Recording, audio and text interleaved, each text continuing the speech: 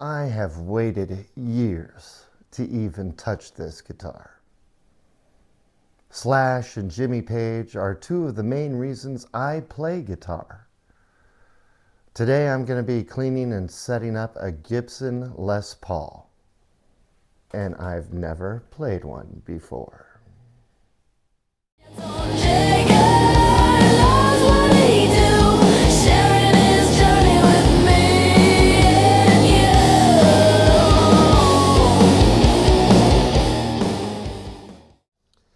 Hey everybody, I'm Brant, and today I am looking at the Gibson Les Paul studio guitar. And this guitar is pretty dang dirty. I have a client who brought this to me, wants me to just do a clean up and setup on it. I don't think there's too much going on with this guitar that needs adjustment. So I'm mainly looking at this from a perspective of curiosity and wonderment. Like I said, I've always kind of idolized this type of guitar. And since I've really been getting into guitars the last 5 or so years, I have gotten a couple of these. Not a Les Paul, but an LP style. Of course, budget brands. A while ago, I had a Firefly LP style, which I've since sold. And I also have a Donner LP style, which I still have. The reason I sold the Firefly was because it was just too darn heavy, and I did not like picking it up to play it. That being said, I gotta say, this LP is pretty darn heavy. This comes in at about 8.5 pounds, which isn't spectacularly heavy, but it's heavy enough that compared to some of my other guitars, maybe I'd be a little reluctant to pick it up. I do like some of the features on this guitar, aside from the dust and grime. It has Grover Rotomatic tuners. That's pretty interesting. And they seem to be really good tuners, what little I've been playing around with them. We also have on this guitar a mahogany body and mahogany neck. It's got a maple top with a rosewood fretboard, and because this is a studio series, it doesn't have the usual binding on the guitar. This is also a 24.75-inch scale length guitar with a 12-inch radius on the neck. At the first fret, the thickness is 20.4 millimeters, and at the 12th fret, the thickness is 23.9 millimeters, 2 yards. I tested the pickups on this particular guitar, 2 humbuckers, and we've got our 2 volumes, 2 tones, regular tunematic bridge with the stop tailpiece, and a 3-way switch. In the neck position, the pickups are coming in at 7.4. The middle, they're coming in at 4.7. And the bridge is running 13. So, some pretty decent output pickups on this thing. We've got the block inlays. This one has the gold hardware. Yeah, we like the gold. Oh, we've got 22 medium jumbo frets. This particular guitar, looking at the serial number, was made October 16th in the year 2000 in Nashville, Tennessee. Pretty nice finish on this guitar. So like I said, this is a client's, not mine. It is pretty grimy. Yeesh. My client said he's had this in the closet for the last 6 months or so, maybe longer. Even though it's his favorite guitar, he's been working on some other guitars and just hasn't picked this up. This did come with a hard case, which is a pretty nice case actually. And he just wanted me to clean it up, put some new strings on it, and make any necessary adjustments for setup. I don't think there should be too much to do, so I'm going to go ahead and let you hear a little bit of what it sounds like now. Then I'll get into the setup process. and get it all fixed up and see what it sounds like afterwards. What a novel idea. Okay, so let's hear what it sounds like. I've just got it plugged in to my audio interface on a clean channel. Let's start in the neck position.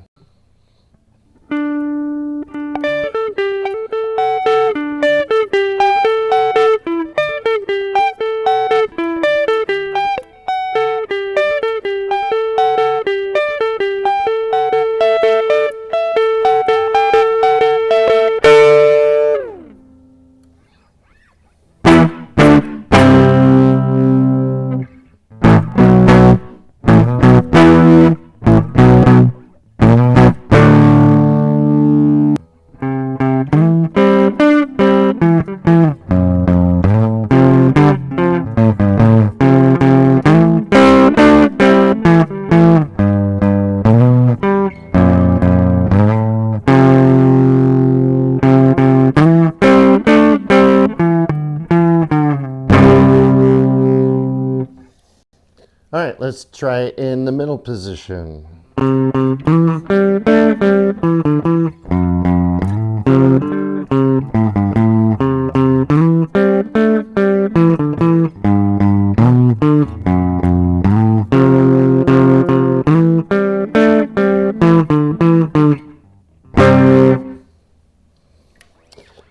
And the bridge.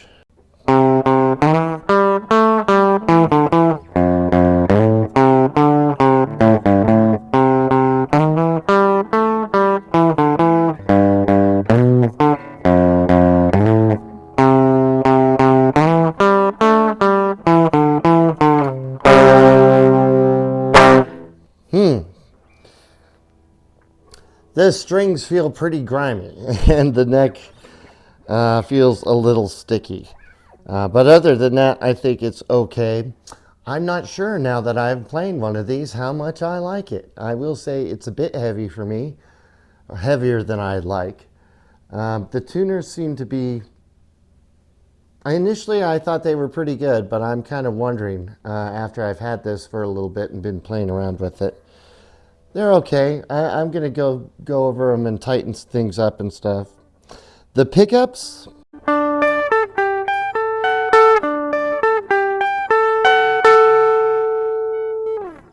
not as spectacular as I would have imagined, but then again, this is a studio model. It's not the high end of Gibson Les Paul. But considering what this probably cost, new,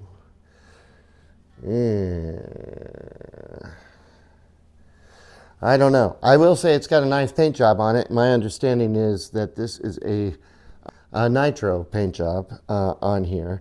Lots of grain showing through, which is really nice. I'll have some close-ups of this guitar. But let me go ahead and get it on the bench and get the strings off. I might poke around in the cavities just to see what's there. And let me get it cleaned up and see if it needs any additional TLC. And we'll come back and play it again. See you in a bit.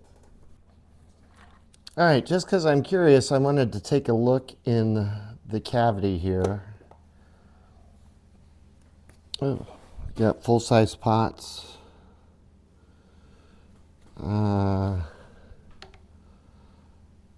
There is some markings on there, but I cannot... Oh, I guess they just say Gibson on the pots. That's really interesting. Let me show you what I'm seeing here.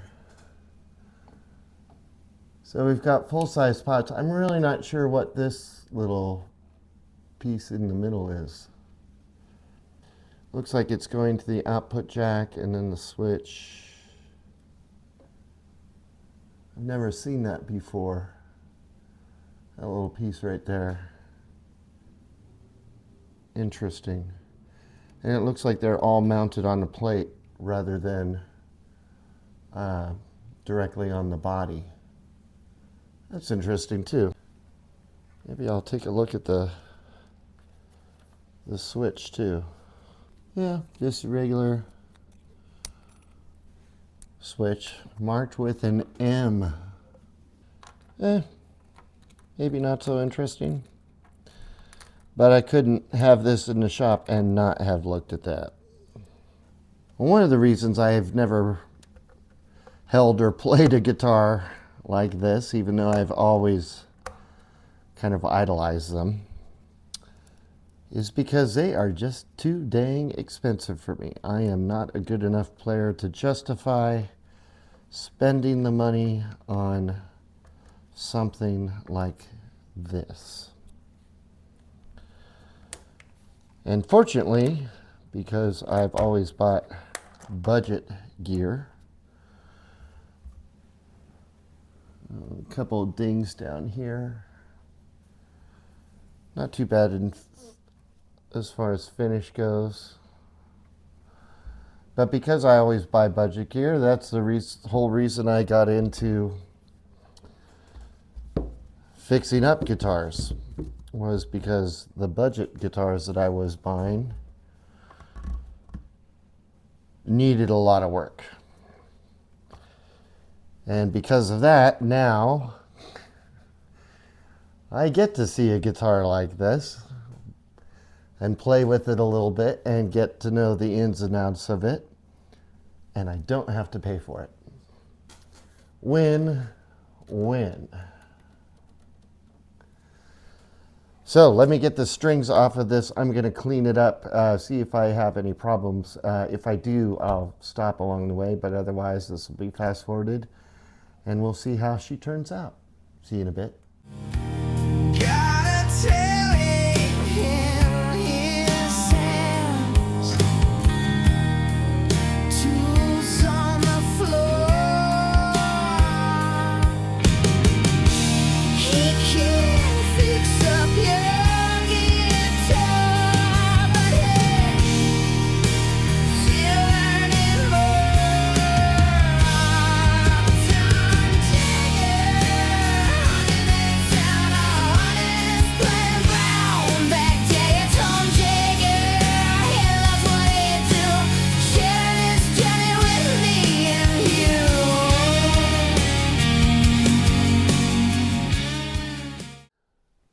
After that little fast forward section that you just saw, normally I would come back and say, all right, I'm all done. Here's what I did on the guitar. Here were the problems, or there were no problems.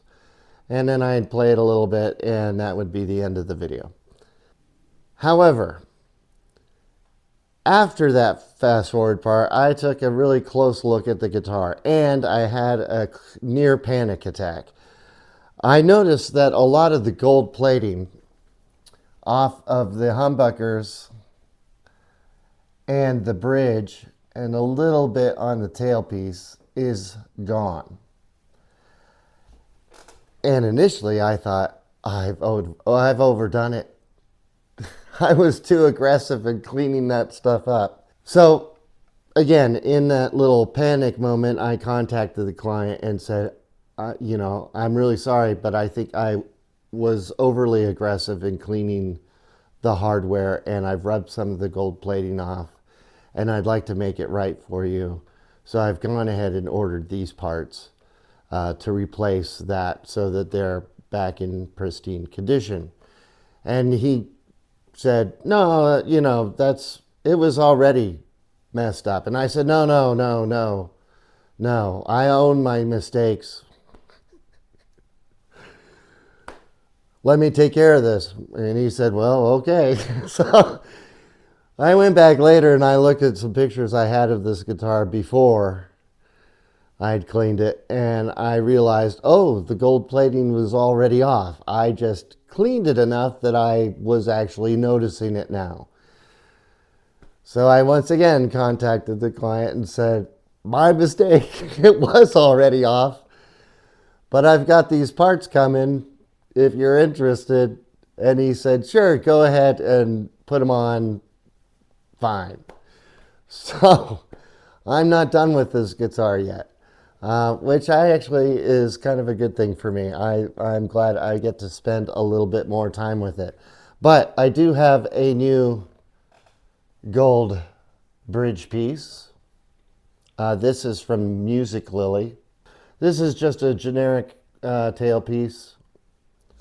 I'm more concerned about the screws, the posts to hold those in, because those are pretty worn on here. If you can see how it's rubbed off quite a bit. And that is from Dobro, I think. This is Dobro. And it came with the posts here. And then I'm not sure the name of this company, if it's Alnico 5 or now Alnico with a V at the end. But I got some new gold humbucker covers. So I am going to have to burn this set of strings to get everything, the new hardware on here. I haven't changed humbucker covers before. So that is going to be an interesting process, soldering those back on. I'm hoping I don't have to take them all the way out, like remove the wiring from the switch. But we'll see if that's what I have to do. And get those on for my customer and make this a really beautiful, beautiful guitar. The finish on this is just, I mean, it's amazing. It's really good. I love it. I love it. For that reason alone, I think this guitar would be a keeper for me. As much as I don't like the weight, as much as the neck's a bit thick, and feels a little hard to play for me, I like this guitar a lot. I think this is a beautiful, beautiful, beautiful guitar. And I do have quite a bit of, I want to say corrosion, but I don't know that that's the right word, on these tuners. I would have replaced those, but these are Grover. I really feel like buying some new gold Grover tuners for this thing. So we're going to if the customer wants to do that, then that's up to him. But yeah, let me let you hear it a little bit, and then we'll come back in another video and change all those parts.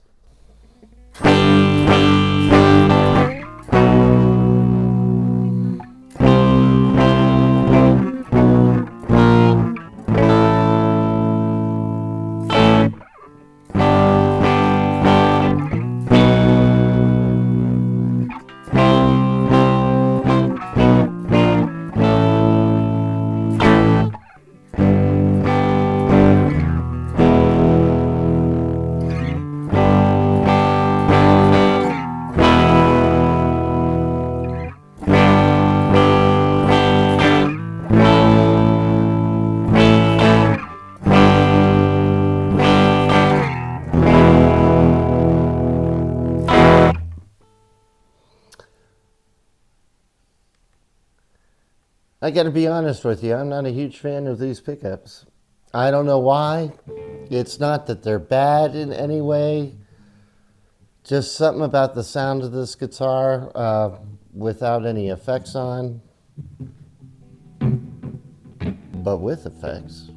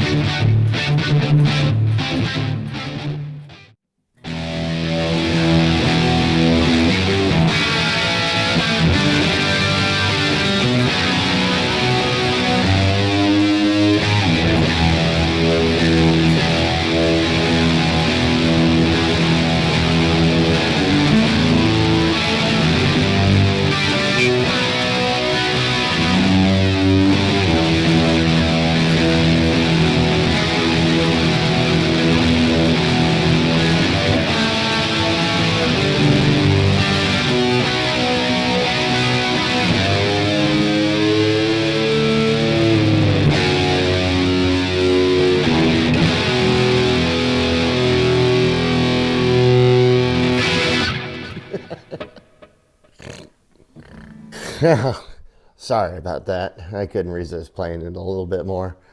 I need to play more. I'm out of practice.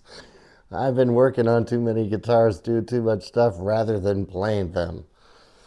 Man, I need a time machine. Anyway, so that is part one, apparently, of the Gibson Les Paul studio guitar. Take a look for my next video or a future video when I will be replacing all the parts, the hardware, and get this nice and gold, and then I can get it back to my client, and hopefully he'll be really happy with it. Thanks again for joining me, and as always, wherever you are in the world, I hope you're having a fantastic day. Cheers.